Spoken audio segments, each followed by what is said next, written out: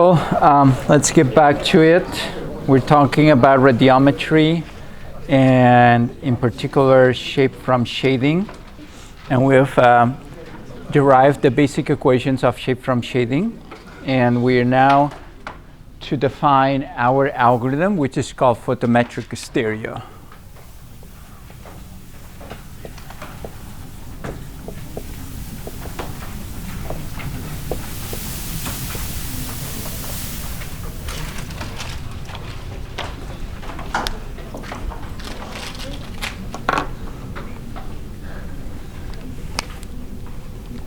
So the goal of photometric stereo is to reconstruct a patch of a surface or a scene or object from a set of pictures that we take of that object under varying illumination. Okay, so we recovered the three-dimensional structure of an object with structure from motion using geometry. We had different pictures of the same object or a scene or patch from multiple points of view. Here we have from the same static point of view, the camera is fixed, but the illumination changes over time. We want to estimate two things, similar to structure from motion. Here we also want to estimate two things. Number one, the albedo, and number two, the 3D geometry of the scene, object, patch, what have you.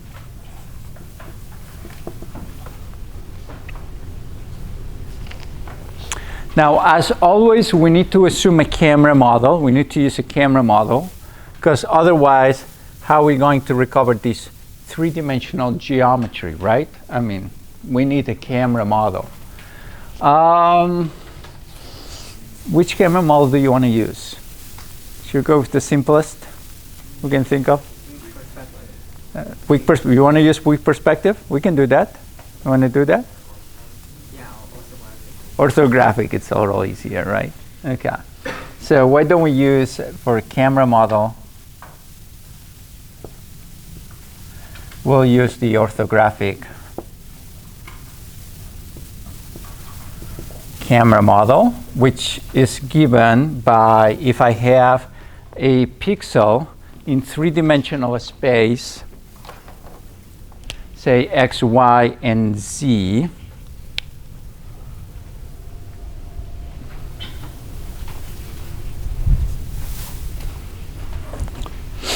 if I have a pixel in 3D space, a three-dimensional point, x, y, z in 3D space, so this is in 3D, and I take a picture of that, then I'm going to obtain x and y, right? Because it's orthographic, x and y are going to be the same. Z, it's just going to disappear. And now if I want to reconstruct my three-dimensional point, right? This is going to be equal to x and y, right? This is not going to change. And the third one has to be a function of x and y, right? So I'll just write f of x and y as my function. Okay? Yep.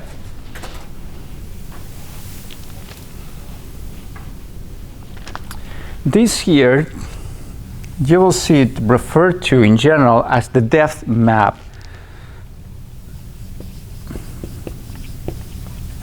because it recovers the depth or the three-dimensional structure of the scene of the object that we are taking pictures of. So far, so good. So let's see how this can work. Now remember what I said, that we need to take pictures of the object under different illuminations, right? So let's see how we can do that. So imagine that I have a surface here. Maybe that surface is stable, right? It's stable right here. In that table, I have an object like this. So let me draw the object here. Maybe that's my object, okay? Right here. That's my object. Now I have a camera. I'm going to place my camera, say, over here. So that's my camera, right? And now I'm going to add a number of light sources. So let's say that I add a light source here, another one here, and so on, right?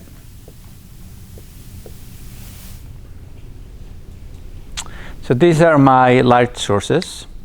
I'm going to assume that they are point sources, okay, for simplicity.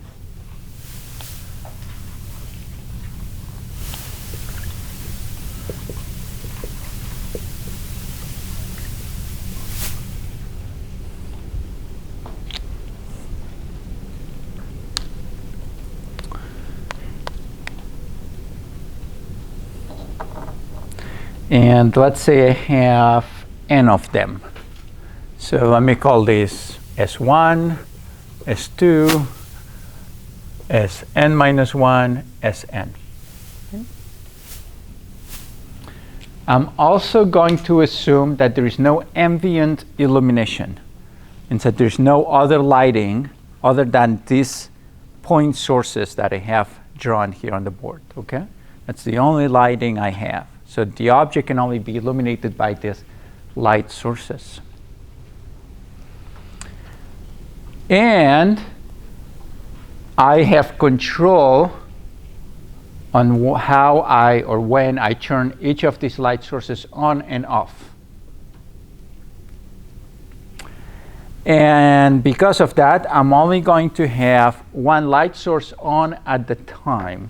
So if Si is on, then Sj is off for every j different than I. Make sense? So at each time, I only have one light source that illuminates that object. Now, for example, that could be the light source, right? That's illuminating, say, this point, capital P here, right, in that surface. So that means that I have this point here that's illuminated by this light source, right? But obviously, this point can also be illuminated by this other light source, right? Or any other one, okay?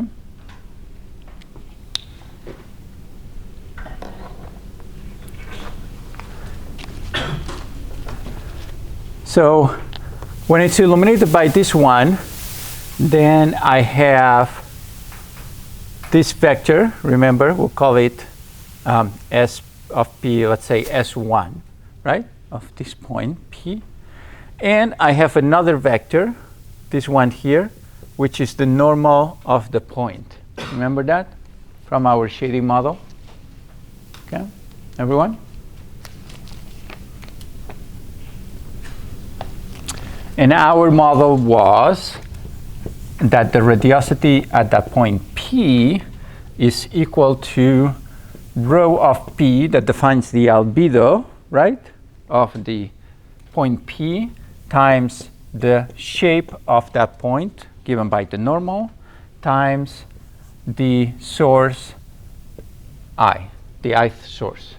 Now, remember that I can eliminate from S1 of P, I can eliminate the P because we assume that these are point sources at infinity, and therefore Si of P is approximately the same as Si of any other point, right? So we just call them Si. So that's my model here. And now what I'm going to do, as I said, I'm going to turn on the first light source, S1, and all the other ones are going to be off. Yep. And I'm going to take a picture of that. And it's going to give me the first image. Let's call it I1. Okay. And then I'm going to turn that light source off, and I'm going to turn this one on, and all the other ones off. I'm going to take a second picture. Let's call it capital I2, and so on up to n. Right? So I have n pictures at the end of the day. So let's write this down. I end up with my images, which are I1 through IN. Okay. Now this model is not given by the image, but by the radiosity, right? But what's radiosity? That's a luminance that I have, right? Now, this is a tricky one. What's the relationship between the image intensity, the value that I have in my pixel in an image, and the radiosity? It's the amount of power, right, that reaches from that point P, to my camera. It's complicated, right? But for simplicity, this is what we're going to assume. Assume if this is the radiosity and this is the image pixel, right? I'm going to assume that there's a linear relationship between these two, okay? Actually, even to make it even easier, I'm going to assume that the zero is identical, which is obviously not.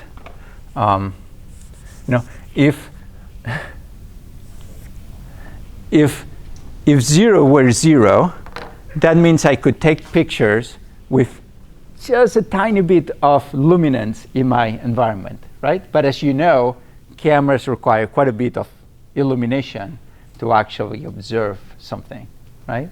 The sensitivity to light is actually one of the things that makes the camera expensive, because the CCD, right? The CCD, remember, it's a physical retina of the camera, and the CCD has to be super sensitive to take images, to take pictures in very dim lit environments, okay? Now, one way to make the CCD sensitive, more sensitive to dim lit environments, is by making the CCD larger, right? Because if you make it, the surface of the CCD actually larger in area, then you can receive more photons per pixel, right? So that helps. So why doesn't this happen? Well, it's very simple, because of costs. Making the CCD larger is very expensive, right? So when you buy a really good camera, right? I mean, not hundreds of thousands of dollars, but even if you buy a $5,000 camera, right? A really decent, camera that you and I could use without spending tremendous amount of money in a company. You'll read, these LSRs or things like that. You'll read in the specifications or pictures or detailed description of the camera, that this camera has a 1/2 inch CCD. It will actually say that. Check. Go home tonight and Google for good cameras, and you'll see that it says that. And that's compared to the classical 1/4 inch that you'll have in most available consumer cameras, right? It's twice the size. And that allows you to get much better pictures. Obviously, it's all a matter of size. So size does matter here. Or if you go and buy really professional cameras, right? If you work for a company that does some professional filming, you'll buy this super expensive, super high quality cameras that cost hundreds of thousands of dollars.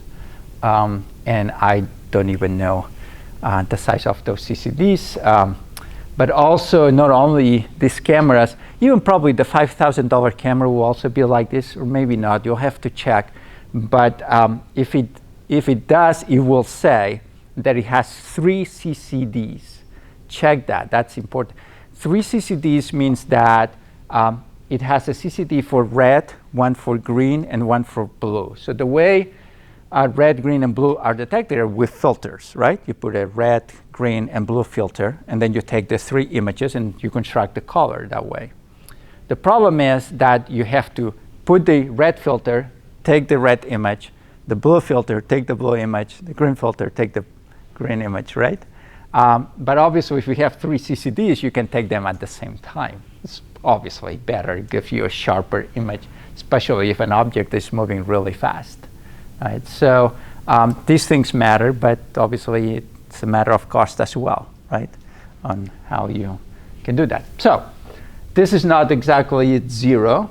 It's not linear either, right? So the way I've drawn this, it would be, I could write that my I here is equal, or actually let's say I at pixel xy, right? To maintain this notation that I have here, it's equal to k, some constant, times the radiosity at my coordinates xy in the 3-dimensional world, right? It would be x, y, and z, but since I use orthographic, I have eliminated z. Note that the way I've placed the camera here, it's a way that gives me closer to orthographic projection. So that's also not true, right? There is no camera that's going to give you a perfect linear relationship between radiosity and the intensity in the image.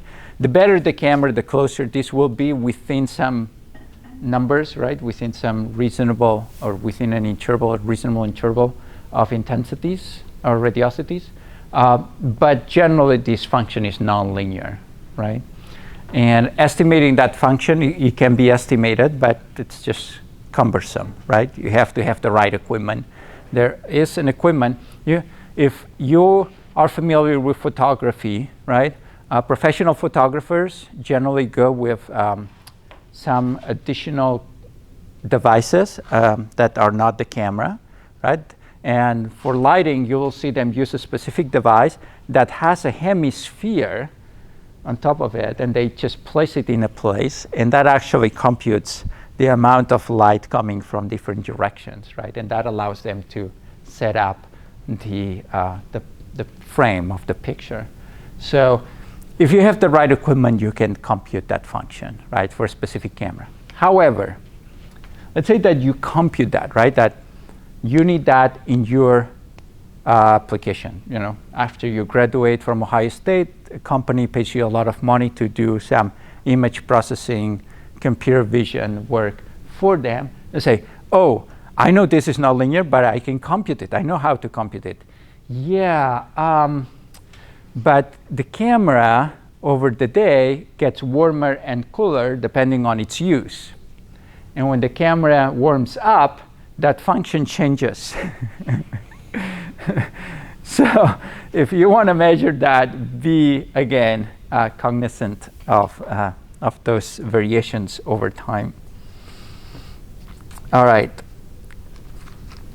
So let's plug this in here, and that will give us the equation that what I have, which is my image, right, at each pixel, this equal to k times b, which is this thing right here, rho of xy times end of xy times si. Now, my si has to be known.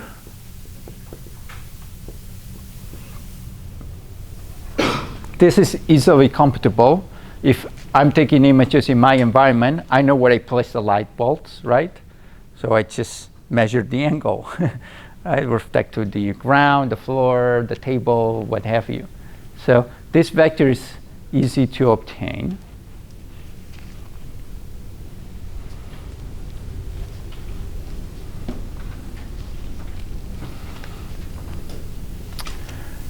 And I'm going to call this 2 here g of x, y. So I can write now this. I can write it as k of gxy times si, right? Okay.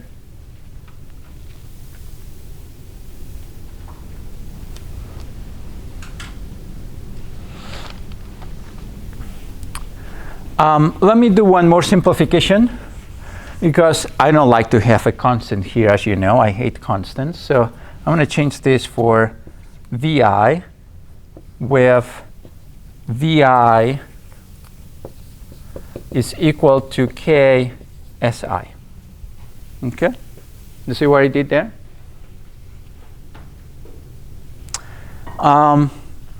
Now, we have a problem, though, that we have to address, which is that not all the points may see all the light sources, right? So that equation is almost correct, but it's not totally correct. Because, for example, this point right here, you see this point right here, right? This one does not see the source. It's impossible. It has to go through the object. So it doesn't matter if that source is on or off. That pixel is going to be 0, right? Because remember, there's no ambient illumination. Okay, so we need to address this. But other than this, this equation is a really good equation to work with. Okay, we have a set of knowns and a set of unknowns. Okay, so we can solve that.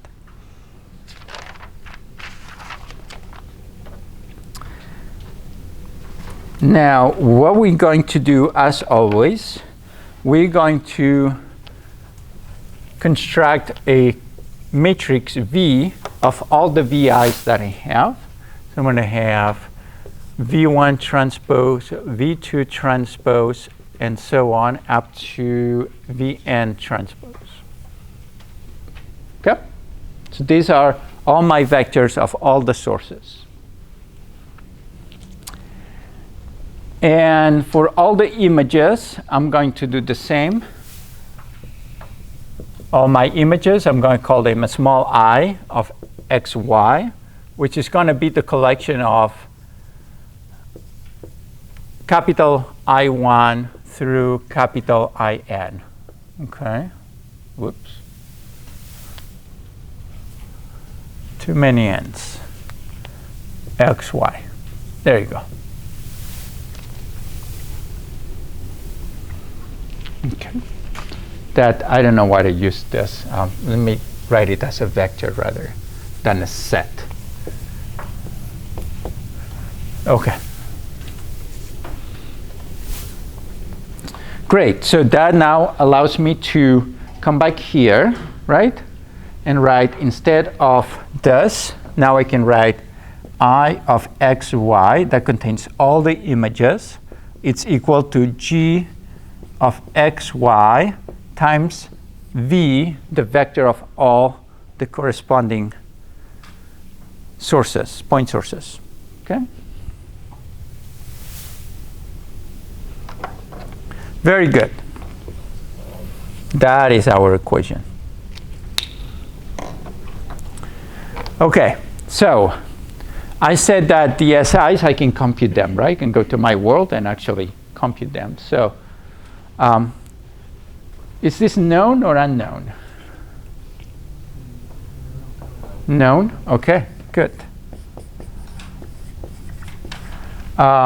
Is V known or unknown? Known. Okay. How about G? That's right. G is the unknown, right? Okay. Great. So this is my unknown. So that's what I want to recover, right? I want to now compute G. Let's do that. We know how to do that by now, don't we? Very good. Linear least squares, right? So what is my solution if I'm going to use linear least squares? Linear least squares. What is the solution for G? Anyone? What's the least square solution?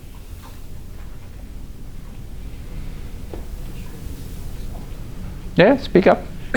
So you multiply V transpose on both sides, on the right side, and then you do the inverse.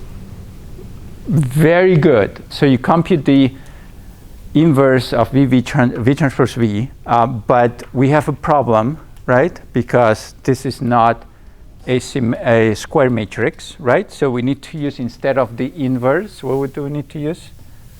The pseudo inverse. So we have V transpose V inverse times V transpose times IXY. And there you have it. That's our solution. Wow, that wasn't that hard. Right? That's pretty easy. That's the beauty of linear least squares. Once you know how to do it, it's pretty easy to do it.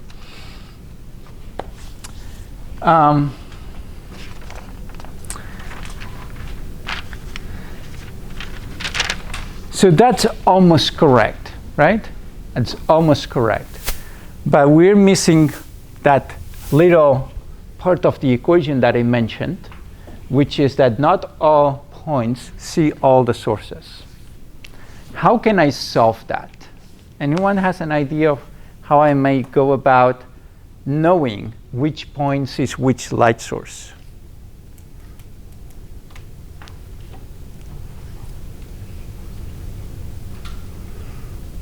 All right, let's think about it. Let's say that this light source is on, and I'm looking at the pixel corresponding to this three-dimensional point. Okay? What is the value of this three-dimensional point going to be?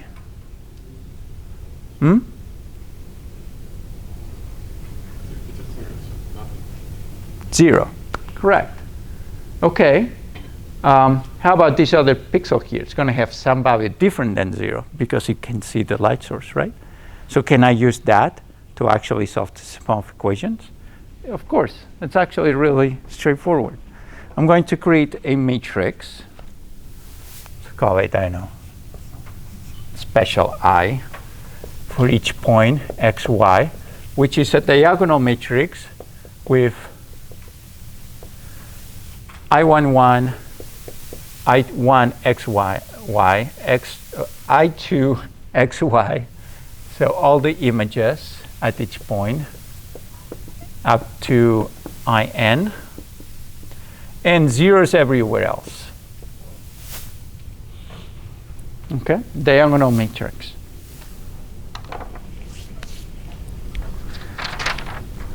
Now, what I can do, note that I can multiply both sides of this equation by this new matrix, right? Now, you agree that multiplying both sides doesn't do anything. However, if a pixel is 0, meaning it does not see the light source, then 0 is equal to 0. Boom, I've solved the problem. That's simple, right? So that's it. That's to solve this problem, straightforward. We just multiply by that matrix, that diagonal matrix on both sides. Oh yeah. So we can use linear least squares, and with linear least squares, we have recovered G of x, y. So that means that for each pixel now, I have the information of both the normal, right, the shape, and the albedo. Whoa, well, sort of. Because G, it's a combination of both. This is the vector of the shape, and this is a scalar, right? Whoa. All right, so I need to decouple these two. Can I do that from G alone? Yes, why? Because the norm of the normal is 1. So I'm going to take advantage of that fact. So I can write that if I compute the norm of g of x, y, this has to be equal to my scalar, which is the albedo at x, y. Right? So I can recover the albedo as the norm of g of x, y. Fantastic. And the normal vector at point or pixel x, y is equal to g of x, y divided by the norm of g of x, y. Wow, that was easy. So with these simple 3 equations, right, I can recover the albedo and the shape.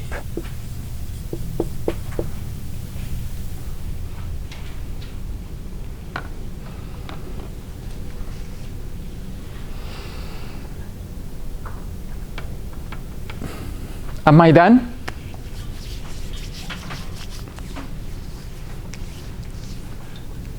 What do you think? We're done? That was really easy. Do we have all the information that we need?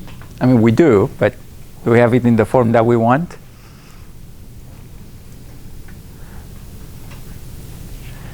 All right.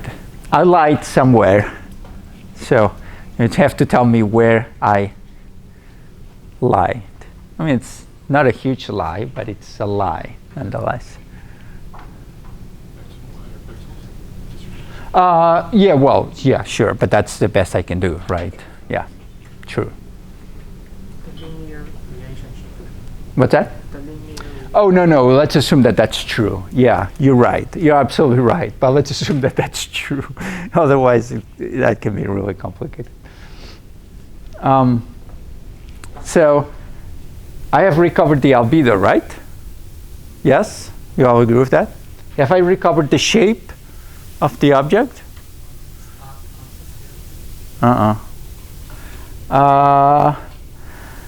This is actually not the shape. I'm sorry to tell you. These are the normals, but this is not the shape. These are the normals. Now, if I recover the normals of this, right? This is what I'm going to see of that on that surface, right? I'm going to have the normals, which is going to be this, this,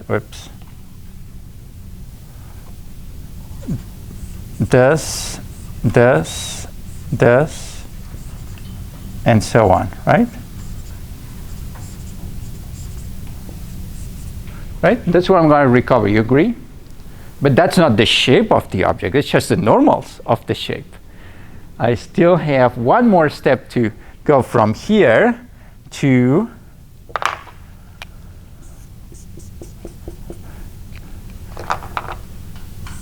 this, where I have the normals, but now in the right place.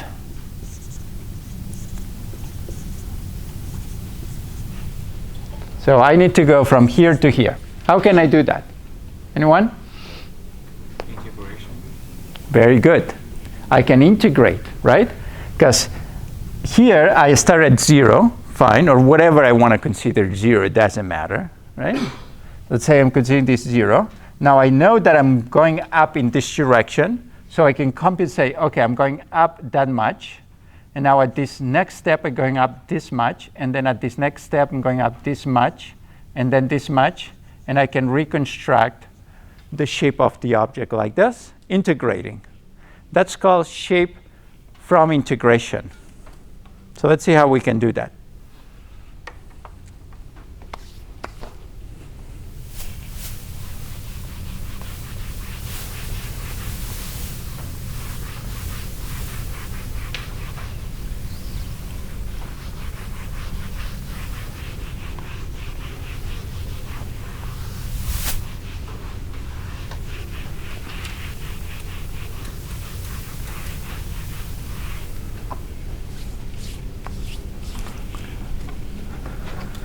All right, shape from normals.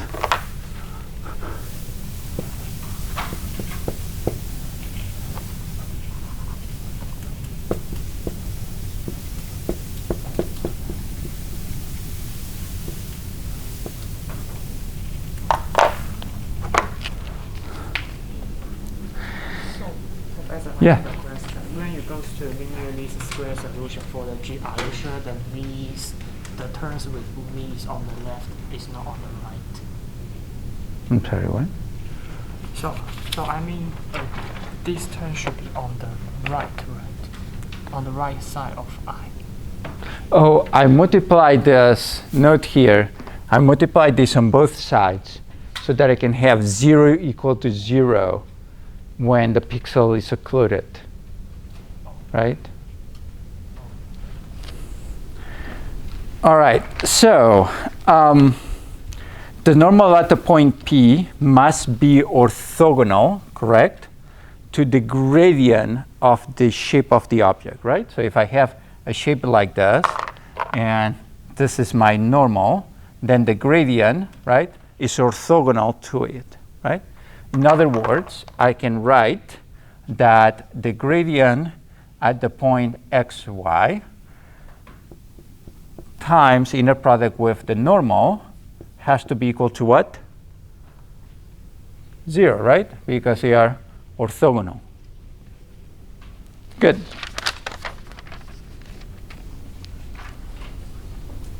Now remember, I erased this, but remember that what we want to recover is x, y, and f of xy. This is that point P here that I want to recover.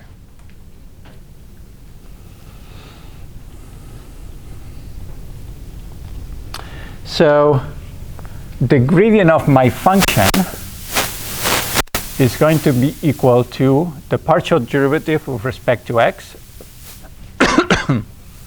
the partial derivative with respect to y, and now here's going to be the second partial derivative with respect to x and y. Actually, let me do that. The partial derivative with respect to x squared plus the partial derivative with respect to y squared.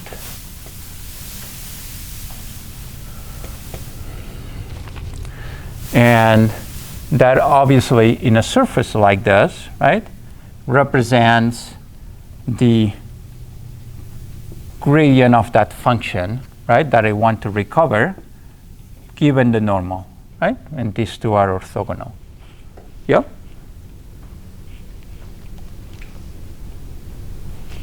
So let's do this. Let's multiply the gradient with the normal at x and y and see what we get.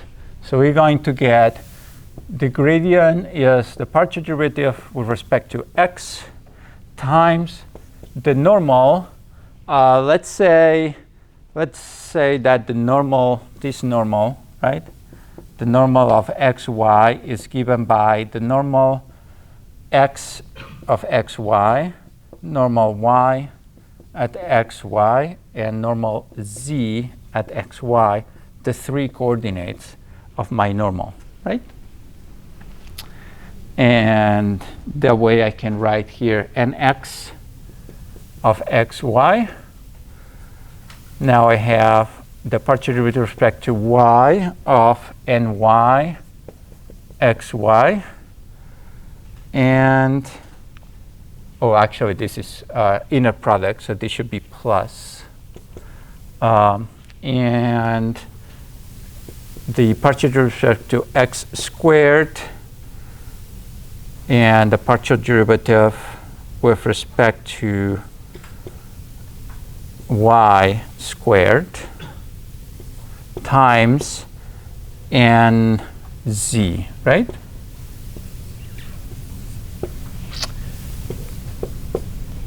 Excellent. And that has to be equal again to 0 because they are orthogonal.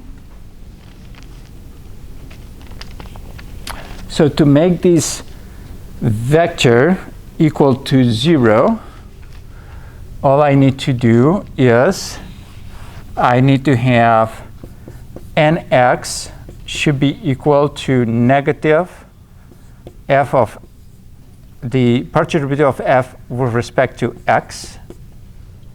Ny should be negative f, the partial derivative of f with respect to y, right? And nz should be equal to anyone? 1, very good, right? And that way I have partial derivative with respect to x squared negative, partial derivative with respect to y negative squared, and times this, it's 0, right? Yes? Okay, so that's my solution. So that means that the normal vector is given by, very simply, my normal vector at the point xy is given by the partial derivative with respect to x negative, the partial derivative with respect to y negative, comma 1, and what else? Anyone? And I need to divide this by something, I think. I need to divide this, let's think, by what? Do I need to divide this by? I'm trying to define a normal, right? So with the norm of that value, very good. So I have to divide this by the square norm, or the true norm, rather. Square plus 1 square is 1 square root, right? There you go. Now I am done. This is my normal.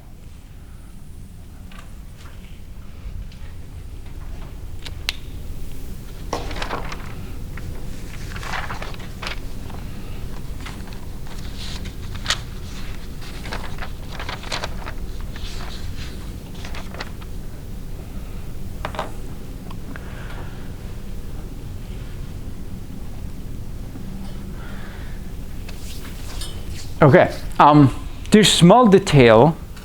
This is good. We're good. We didn't do anything wrong this time.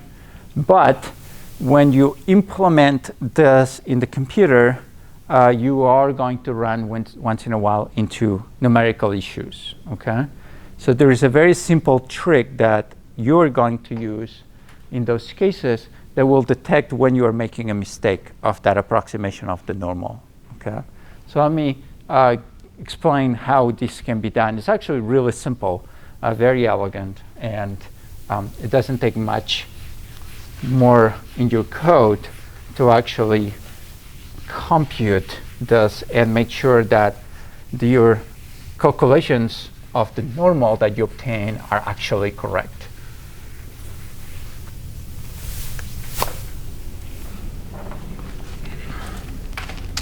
So let's define the 3 entries of my normal as A, B, and C.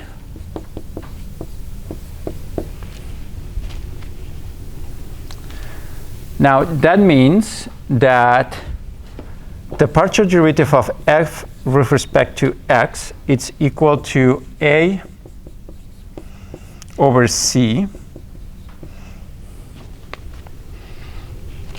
Actually, it should probably be negative A. And the partial derivative with respect to y should be B with respect to C. Again, negative. And what this really means, let's think about this. So this is my 3-dimensional surface, right? That means that if I have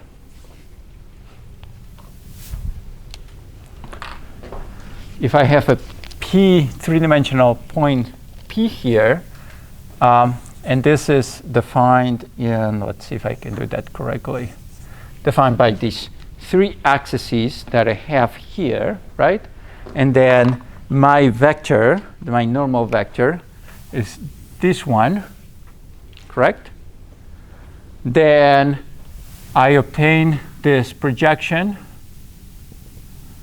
and this projection, so I obtain A, B, and C, right? That's what it means, correct?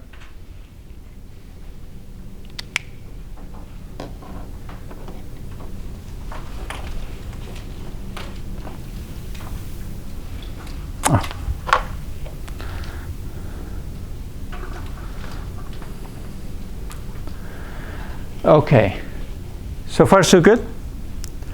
So that's what we're going to use to compute the partial derivatives, right? We're going to project this into our coordinate system. Actually, that should be, say, I think it should be A, B, C, right? Am I right? I know. Okay, you'll check. Or probably not. Okay. But with that, I can compute the partial derivative of f with respect to x is nothing else than given my normal that I have already recovered, right? Those I have recovered from my photometric stereo, right? I can compute a over c, that gives me my partial derivative, and b over c, that gives me my second partial derivative, right? Now, if I first compute the partial derivative of f with respect to x, and then with respect to y, is that going to be equal or different than if I first compute the partial derivative with respect to y and then with respect to x?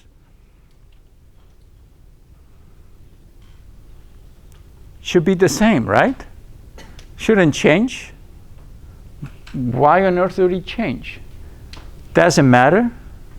So I know that the partial derivative, second partial with respect to x and y, should be the same as the one with respect to y and x. Yes?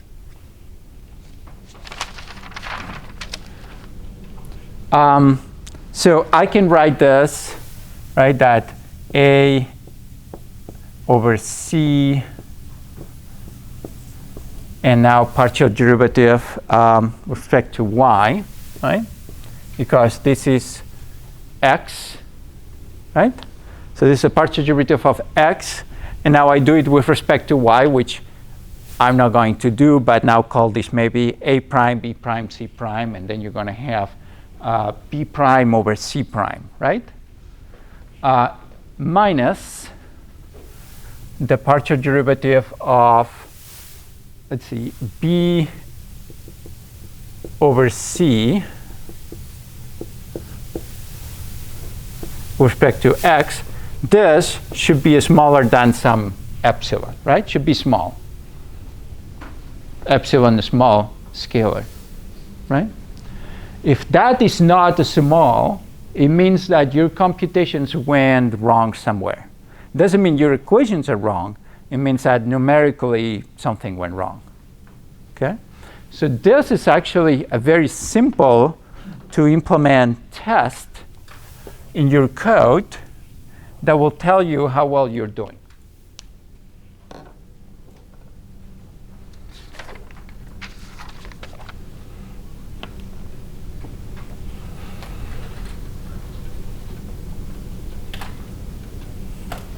Now we are ready to integrate this. Okay? Any questions thus far? So far, so good? So let's see how we can integrate this.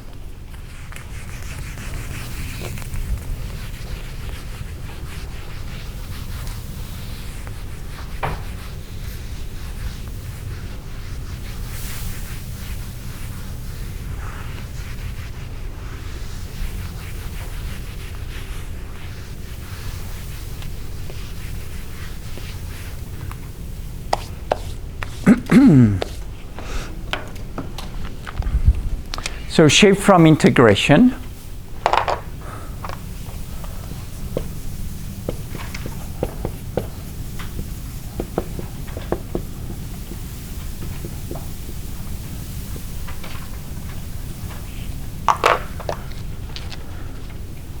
So now we need to take, we need to determine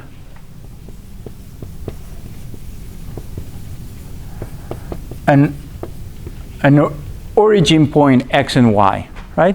Usually what I like to do is I take the first pixel, right? It can be the top right corner or the bottom left corner or what have you, right? Doesn't matter, some point somewhere in the image.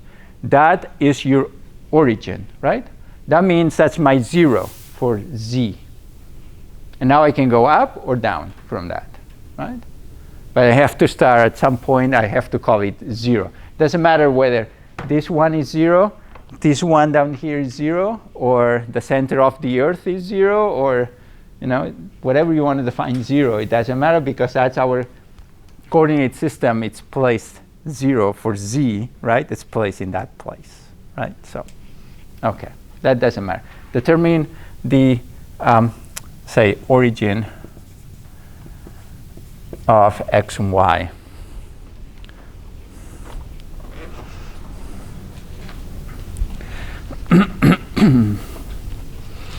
You can even say, if you prefer, you can say, let x, y have, it's the same thing as before, nothing's changed, don't panic, height c, right? Same thing. Again, you can start at 0, c could be 0, it could be any height, right, that you determine. Say, from now on, this one down here is going to be 1 or 10 or 100 or 0. It doesn't matter. It's a number.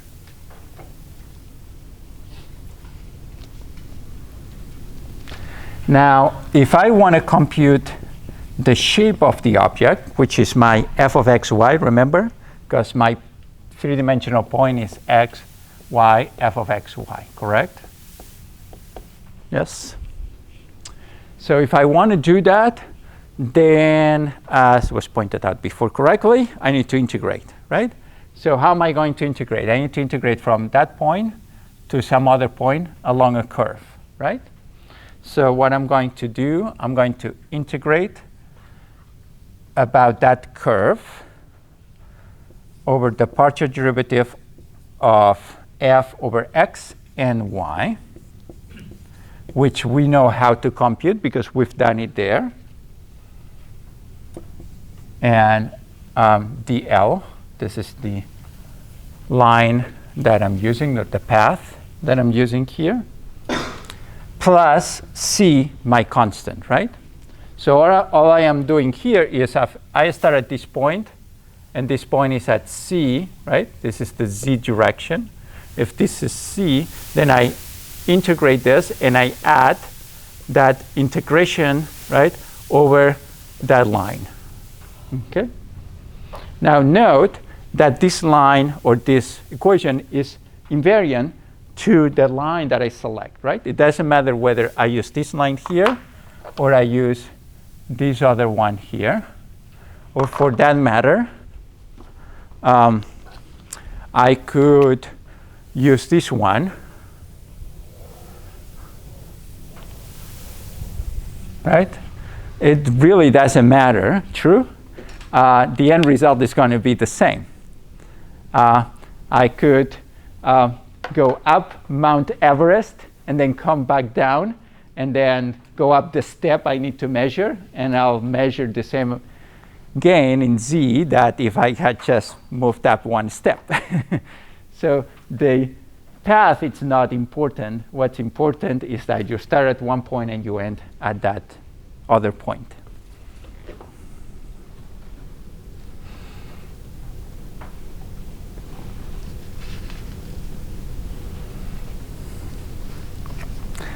So, as I said, I will generally start at my pixel 0, 0 with c equals 0.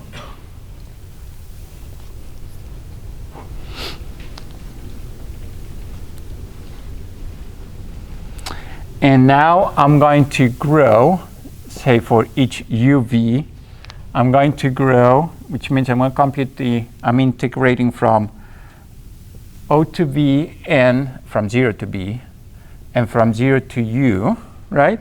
Here I'm integrating with respect to Y.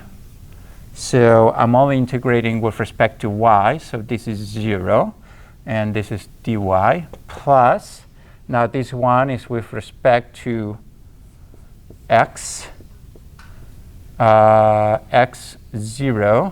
dx, correct? You do it right? I think so, right? Now, if your c is not 0, remember, you still have to add it, right? If it's 0, you don't. Now, this is in the continuous. Last time I checked, computers are still digital. I don't know what's wrong with us. We like digital, right? It's the digital revolution. OK, so let's transform this to digital. So the depth, or the z value, for my pixel x y plus 1 is going to be equal to what? The z at xy, right? So if I start at 0, 0, z equals to 0, then that's 0 for that pixel. Plus, now I have to take these two into consideration, which is for, now I'm growing here about the y direction. So that means that I have to consider n y x y plus 1 over n z x y plus 1, correct? And if I'm growing about the x direction, I have zxy plus n x plus 1 y over n z x plus 1 y.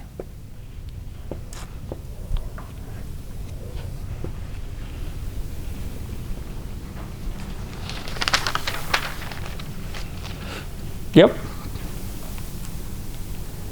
Make sense? All right, let's put everything together into our algorithm.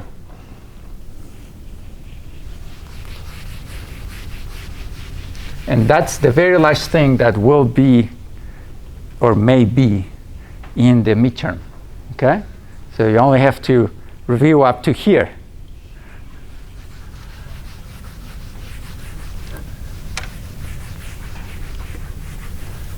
Come on, it's not that much. You've been studying every day, haven't you?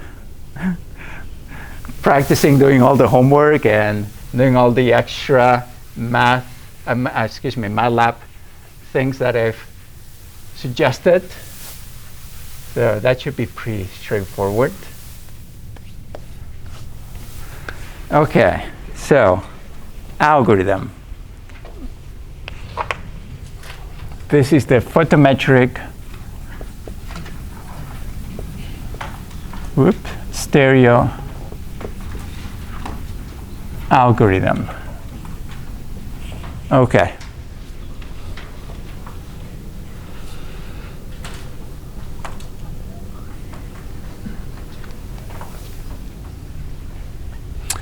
All right, so first capture your images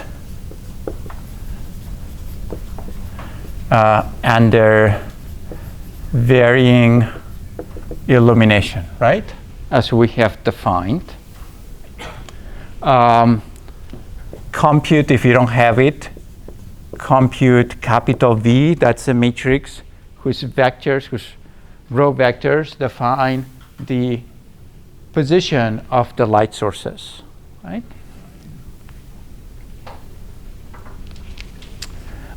Initialize maybe P as the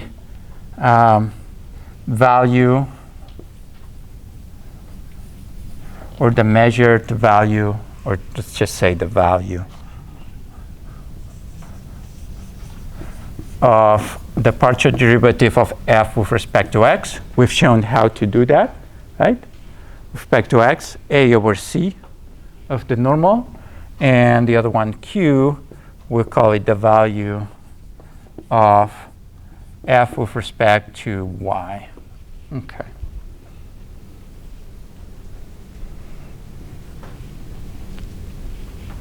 Now, get into a for loop for each point,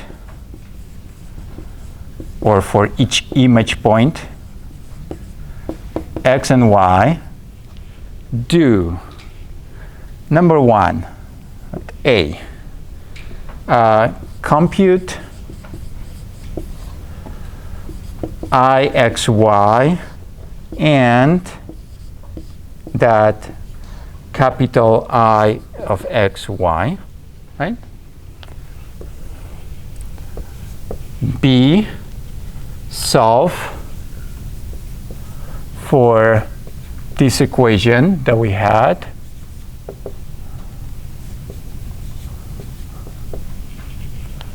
Using least squares. C, compute the albedo. Right? Remember that is nothing else than the norm of G and the normals, which is nothing else than G divided by the norm of G. And then D, P is nx over nz, correct? And Q should be ny over nz. This is the n loop, right? And the for each point. Now, check the result. Remember to check that the result is correct, which means that the partial derivative of p with respect to x and q with respect to y should be smaller than some epsilon. Okay? So this is a question mark. If that's smaller than an epsilon, you're fine. If not, then eliminate that point, right? That computation. So this is the first step, and now we need to integrate, which means that we need to repeat, do a for loop for each pixel in the left column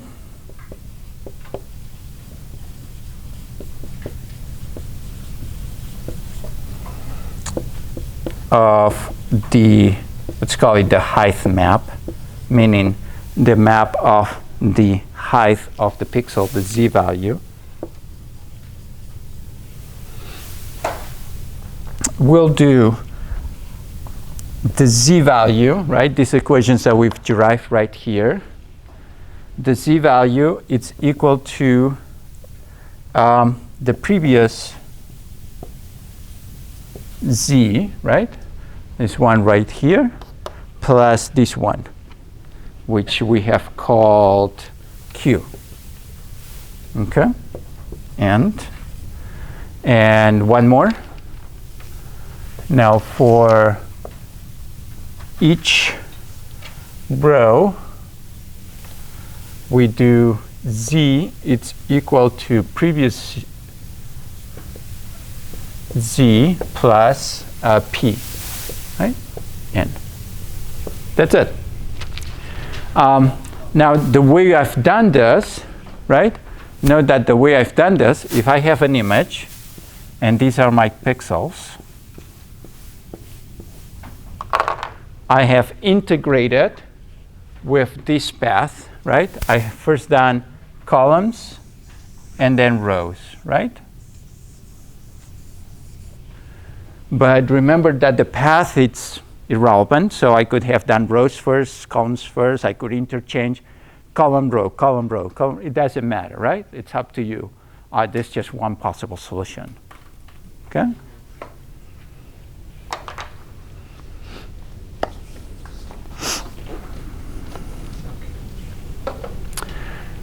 Okay, any questions? Yes, question. So we need to do the check inside the for loop or after the for loop. Oh, it doesn't matter where you do inside or after, honestly. So if the Yeah, usually it's done after as a check to eliminate points that have not come up with good computations or reasonable numbers, but it just doesn't matter. So if the point, if when we check the equation, if it is too large, then we just ignore that point and start another. Right. Usually, what's done is you ignore it, you add it to, you equal it to 0, or you interpolate between points. There are multiple solutions. Now, when you integrate, right? If it's 0, you're not adding anything. If you interpolate between consecutive points, then you are assuming that it's a smooth surface. Yeah, there are multiple solutions to that. Any other questions? All right, wonderful.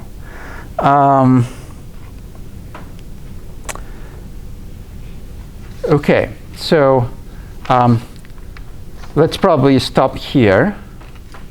And don't go anywhere, though, but we can call it a lecture.